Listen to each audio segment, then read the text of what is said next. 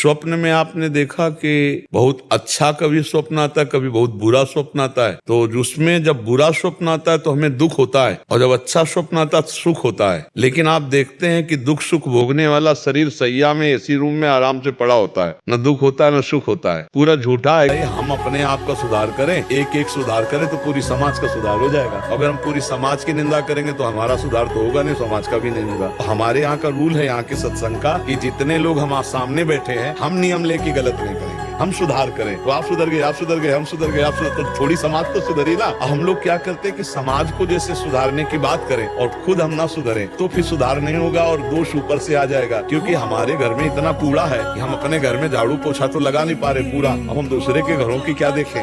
सेवा का दिखावा करके मान और रुपया घसीटना दो चीजें होती हैं। हम इसीलिए दो शब्द कहे, एक तो मान प्राप्ति करना और एक रुपया घसीटना। और एक होते हैं जो वास्तविक सेवा करते हैं, वो भूल के गलत नहीं कर सकते, बात समझना। एक जो पोस्टर बैनर और दिखावा करके मान प्राप्ति करना कि हम बहुत बड़े सेवक हैं, दानी हैं दूसरों के समाज के, या फिर रुपया घसीटना, ये तो अलग चीज हो गई। लेकिन एक मन वचन कर्म से दूसरों की सेवा करता है वो कभी गलत स्वयं नहीं कर सकता।